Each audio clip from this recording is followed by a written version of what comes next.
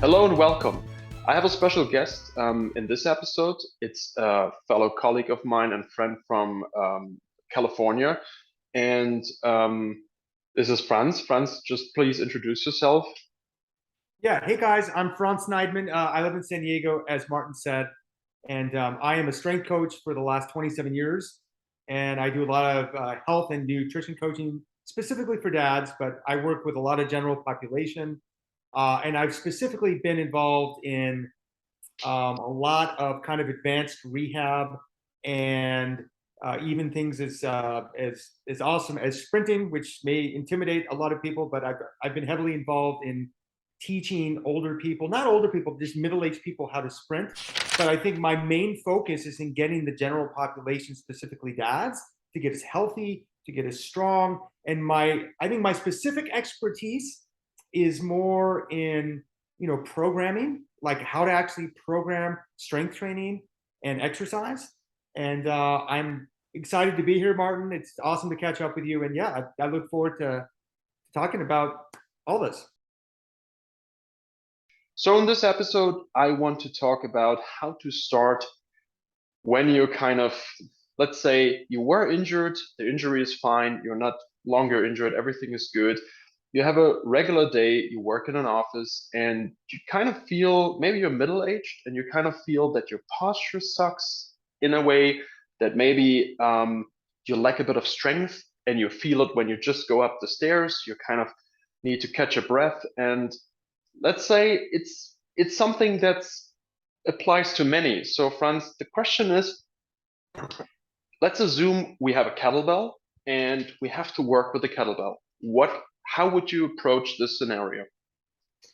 Well, first of all, I think for people that have not been exposed to kettlebell training, I mean, most people in the world have seen a kettlebell, right? So if we just start with why kettlebell training, the kettlebell in my experience and probably in yours it's the most versatile tool you could use. I always tell clients, it's like the Swiss Army knife of exercise. I don't know in German what you call a Swiss Army knife. It's Yeah, like it you know, is. it has like 75 different functions, right? A Yeah. can opener, it can make a cappuccino, but anyway, Right. so the kettlebell predominantly has been used to almost in like a swinging motion where you can, because of it almost looks like a cannonball with a handle on it. But there's so much more you can do with a kettlebell Yeah. than just swinging the kettlebell, which is awesome. Awesome. As you teach and I teach, it's kind of like almost like a pendulum like emotion. However, you can use it for rehab. You can use it for posture. You can use it for power, for speed, mobility. So it Yeah. really is, like, to give people some context. Yes, it's nice to have a gym with 30 pieces of equipment and treadmills. That's Right. great. But in order to personally, for you to get in shape, to rehab injuries, you don't need that much.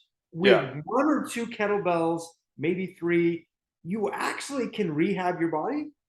You can build muscle, burn Right. fat, and it's like, I always like to start with, like, why would anyone even want to use the tool?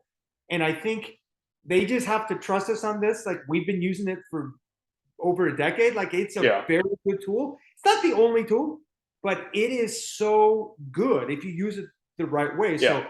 So that's first and foremost, Martin. I would say that I would explain, that this is a great investment. You buy a couple of Yeah. kettlebells or you borrow a couple of kettlebells, whatever. Um, and then from there, I think you and I would both agree that they do need some type of an assessment, even if it's brief, to For sure. understand what is going on in their body, Yeah. what is the medical history, and then from there, that's where I would design a program, probably, at least in the same kind of ballpark that you would. Yeah. But number one, it really depends on what's going on, their medical history, and then what their Yeah. long-term goals are. What would you say to that? Um, I mean, you pretty much nailed it. I would add to this, and that also depends on the person. I usually like to get people on the ground and also with the kettlebell. So what we would do is we would grab the kettlebell, we would briefly go about the handling, because you have different setups to use the kettlebell properly, and many from the start on, they don't even know how to set up the wrist, which Yes. can be difficult. So there's some basics around handling, which we would teach at the very beginning, and that really depends on the client. For many, it is difficult to even be on the ground and work with a kettlebell as well, or even on top of it.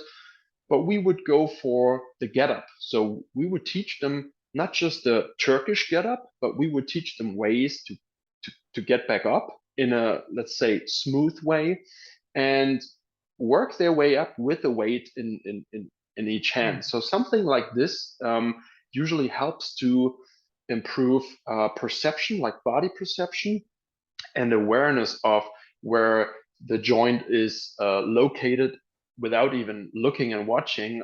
And this usually gives us a good start with a client, and to see, and this is even part of the assessment, because although we're already in the training segment to get them fitter and to have them straighten out their posture, but still I would still assess when I do this and evaluate their issues and problems, and have them perform tasks like getting up, and that would be the first part.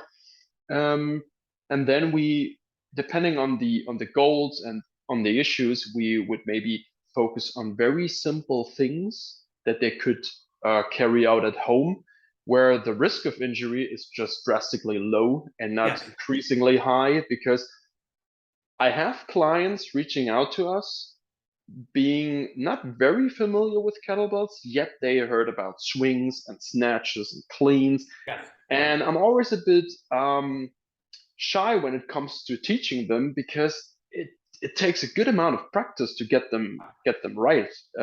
What are your experiences around that? Yeah, I mean, I think it really depends on the client, but I think when you're dealing with somebody who's maybe not as experienced with athletic movement, some of Mm, the slower kind of grindy type movements, and in kettlebell training, we basically you can categorize movements into two, like which is basically you have speed and power exercises, or what yeah, are called ballistics, right? A snatch, a clean, yeah, something that moves very fast. And then you have an exercise called a grind, which is like a press, or it's like a Turkish get up where you're standing up. So it's yeah, not based on necessarily speed, but it's based on alignment, yeah, posture, and knowing how to tension your body in the right areas right, to maintain control over yeah, your. So yes, I would say that the goal would be to get people to do the ballistics, because power is awesome, and as you age, you don't want to lose power, right? yeah, Dynapenia, which is the loss of power as you get older, is not yeah, good. It's yeah, you have sarcopenia, loss of muscle mass. Every human on the planet is we are all subjected to that unfortunate reality as you get older. You lose muscle, you lose power, you lose strength, yeah, not good combinations. So yes, doing exercises like the get up, and I have a very similar philosophy to you in that the body is one piece. It's not like these individual. So doing something like learning to roll and get up off the ground. I mean, not only is it's clearly beneficial for like posture, but yeah, it's also just for your brain and your nervous system to yeah, activate a lot of reflexes that will just make them better at everything. So I do agree that getting on the ground, I do things even like crawling, rolling, like getting people aware of where yeah, they are, and the ground gives you a lot of feedback. You're touching your hand, you're touching your chest, you're on your shoulder, you're on your. So the ground is a beautiful place to start, and then of course you add a kettlebell onto that, and that it's like yeah, having it's almost like having like a live animal, like because it moves a right, lot.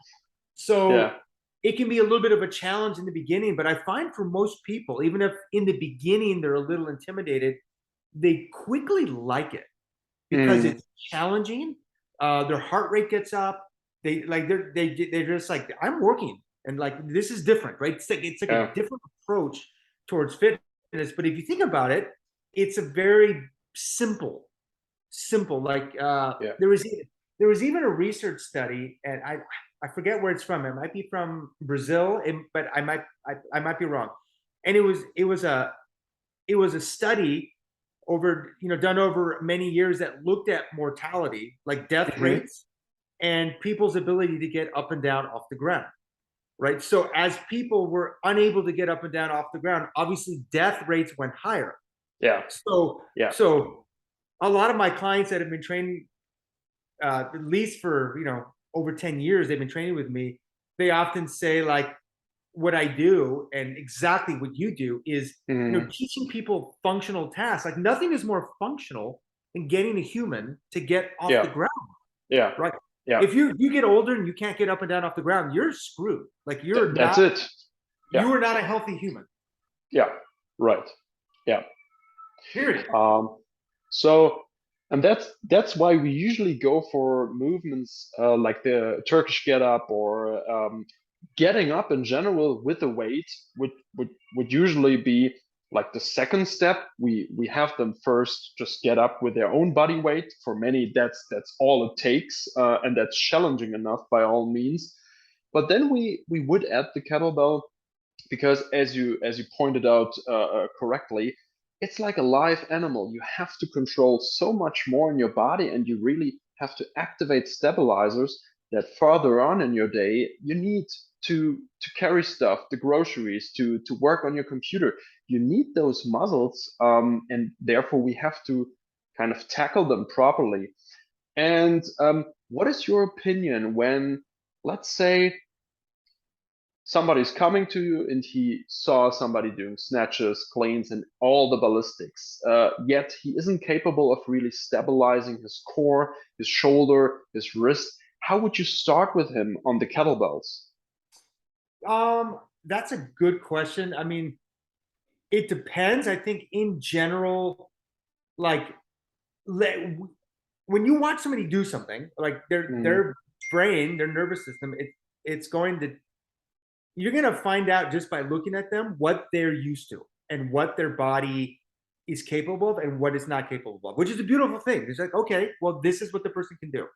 So depending on where they are, like for example, like if somebody was doing a snatch, which is an overhead, ballistic movement, but they are totally unstable or they don't have the range of motion, I would start with that person and I would basically say, okay, we need to establish some normal just movement without like Yeah.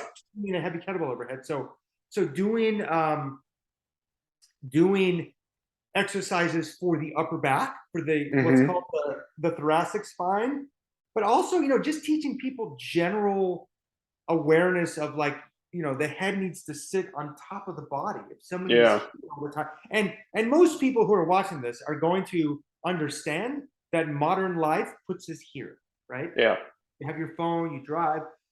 So it's difficult for people to get their head over their body.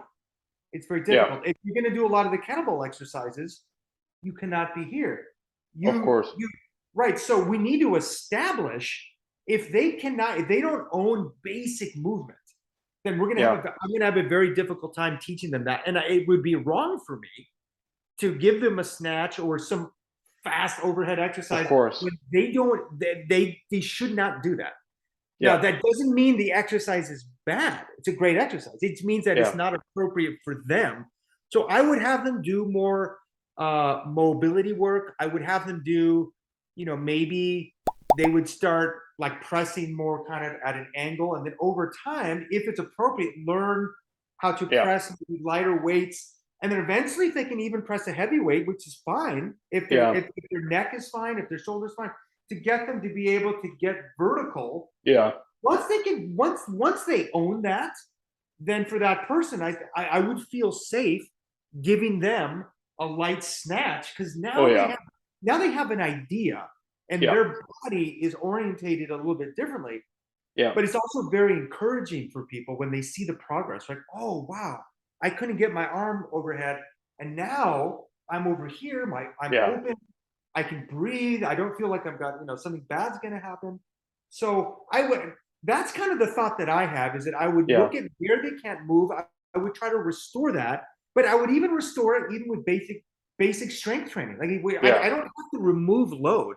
Like people need load. Your tendons need Yeah. load. Your body needs load. You don't want to remove that from people. I just may not do it here immediately Mm, if it was not warranted. that's a good point. Yeah. And regarding the overhead movements, I came from a seminar the other day, and I taught people how to do stretches and mobility in between work. And we were at the shoulder joint, and people even had difficulties without the weight to just maintain a straight line. They would basically see their biceps when they just look straight ahead because the arm was basically in front of them.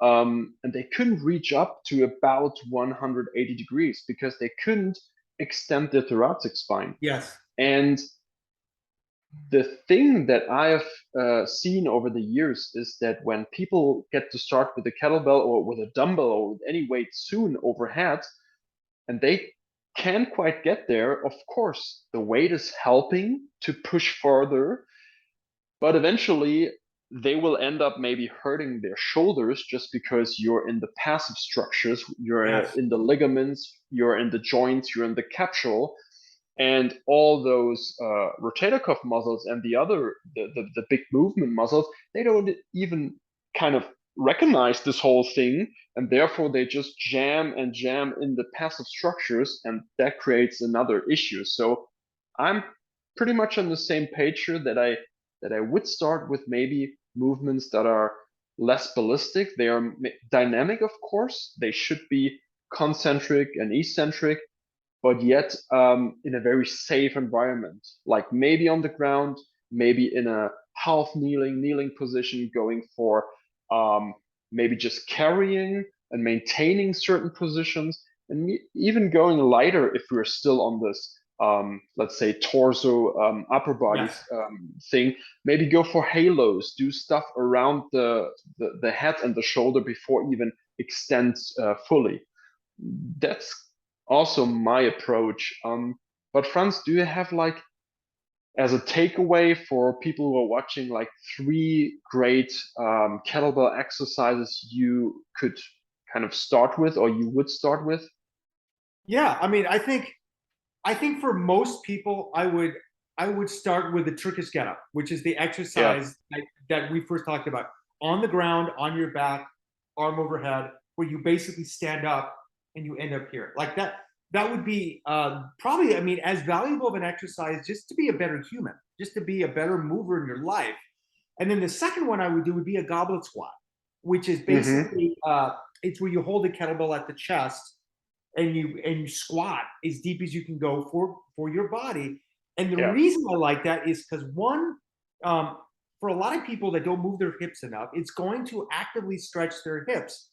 So it's a combination of strength, posture, but it's mobility, it's flexibility for people. So Yeah. if I can get one exercise that does all of that, then I'm really helping that person because now all of Mm, a sudden they're getting the strengthening, like their heart rate's going, they can get a yeah. lot of power in to strengthen their legs, but their ankles start moving. And even if it's hard in the beginning, very difficult, it's like you don't get good at something by not addressing your problems, right? So maybe for some people, I have to elevate their heels a little bit, like, so it's not as, maybe it hurts their back a little bit. So there's a way to make these exercises, especially something like a squat, fit your body.